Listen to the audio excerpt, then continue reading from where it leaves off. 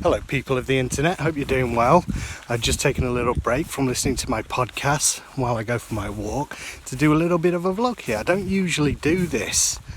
I've experimented with it before, but as you can hear probably, there's like wind on the iPhone and stuff. It's very hilly around here, so it's not really, it's a little bit objectionable. Too much wind and probably rustling of flipping grass as well now. On the microphone and stuff. I don't care too much about that stuff, but anyway, I thought I would take this little opportunity because since stopping doing video games on YouTube, I'm kind of noticing the kind of things that people watch on my channel, and I did a video over the weekend where I just talked about feeling stupid and it's really interesting because it seems to be that kind of thing that people respond to more than the like sketches and comedy stuff. So I'm thinking, well, if people just want to watch stuff where I just talk, I mean, that's easier for me, isn't it? I don't want to put stuff up on YouTube that no one is really that interested in, so you're always watching what people are responding to. And when you don't have thousands and thousands of views and likes to gauge, you kind of gauge just responses, chatting to people. You guys who are subscribed to the channel, you seem to like that kind of video, so I could do that. So what do I do on my walk? Basically, this is something that I started doing going from zero. I work night shifts, so but during the day I would usually not do anything at all, and I've gone from that to walking at least about 7 miles a day. And since doing that, it's really, well, I was reading an article this morning all about depression and how it affects your mood and stuff, being sedentary. Oh, I think there's a car coming, hang on. So I have to jump out of the way, it's a little narrow lane. Since doing this, it's really just made me feel a lot better about myself, so I try and do it every single day. I've lost about 20 pounds, and the main reason, one of the reasons is that I am trying to write a book at the minute. That's going pretty well, but during these walks I let the ideas and what I'm thinking about kind of percolate, and usually by the end of the walk, when I get back, I've got some idea of where to go with it. If not that, then I at least feel energized enough to just write something, even if I haven't got the definite trajectory of what I'm doing. It's a beautiful part of the world. I'm very lucky to live here. I'm aware of how lucky I am, and this is soul food, isn't it? Just looking out over these hills and dales. It's beautiful, really. So it is inspiring as well. It inspires you, and just the little interactions you have with people as well. I'm not particularly gregarious social person, but you talk to people as you in passing. You talk to that car guy as I'm walking down. Just give a little wave. That's all. Just because you moved out of the way, a little interaction. I wish I'd realised earlier in my life how important it is to keep socialising. And this from someone, as I say, who is not a massive socialiser, but it is important, because if you don't do it, then you do become insular and isolated. I'm always working to stop myself doing that, because that's the tendency that I have. So where am I up to with the book? Well, I've never written anything quite this long before. The last time I did was all the way back at university. Since then I've been writing plays. I've never tried to write a book. But I've just got to a particular milestone where I'm kind of at the point where it's the most one story, book length. It's the most I've ever written. So I'm still only about halfway through, but it seems to be going well. And I did write something last year about this same length. I got to this point with the story and it kind of petered out.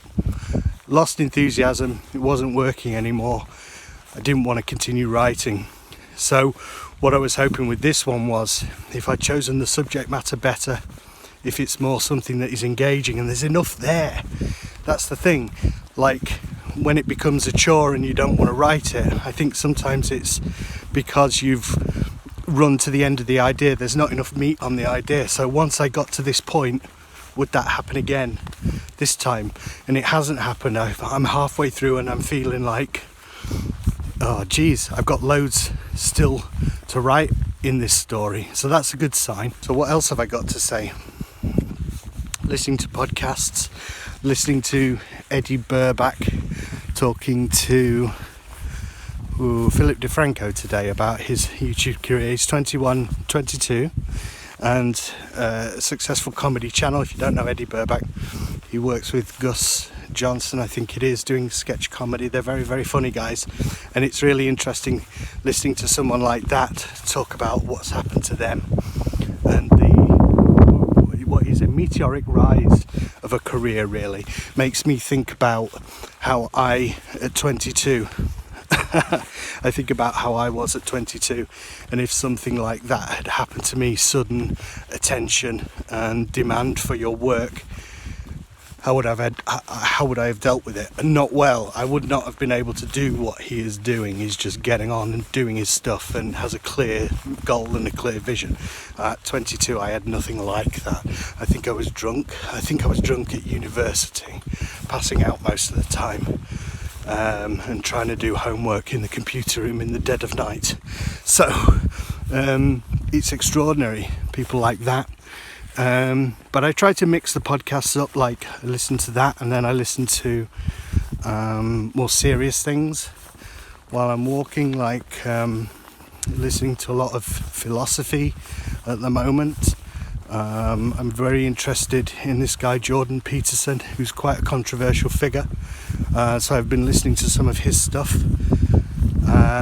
and some of what he says makes a lot of sense, and then that kind of thing leads on to other stuff. So through listening to Jordan Peterson, I stumbled across a podcast with Russell Brand, the firebrand from the UK, who I never used to like, but he's undergone some kind of spiritual reawakening, and I find him tolerable now, and he makes a lot of sense. I think sometimes that's the kind of story I like now, and have always liked to a certain extent. I like the stories about people who are flawed because I feel flawed, so I can identify them better. You know, when you're reading a story about a fully put together person who's good looking, talented, confident, which Russell Brand was, well, that interests me less. I like him now that he's gone through the ringer and life has given him a good kicking, and now he comes back a lot more philosophical and a lot more bearable, I feel like. So I suppose I should keep this, not allow this to go too long. Like I say, I'm a little bit experimenty at the minute, and the ridge on the right that stops the wind is now fading away, so you can probably feel the wind coming into the microphone. You can get these little mic, like fuzzy things that dissipate the wind a little bit. I might look at that. But like I say, I'm just paying attention to the YouTube channel, seeing what people like listening to at the moment, and it seems like me just waffling on talking about a topic is what people want to listen to, and if that's or watch, and if that is the case, then I'm happy to do that. It's actually easier for me. Talking to my brother the other day, the option between doing something thoughtful and doing something comedic, and I think we gravitate towards comedy. I do personally. We want to try and be funny and entertaining, but that's not necessarily what people want to consume. If there's an interest in just you talking, cool. Means I don't have to worry about making jokes or writing anything down. I can just waffle. So yeah, do indicate to me if you've watched this vlog, and you have watched, particularly if you watched to the end. Props to you. But yeah, like I say, I'm watching carefully what people are watching, so do let me know in the comments if you enjoyed this, and maybe I'll do one again in the future on my walk. All right, take care. Bye.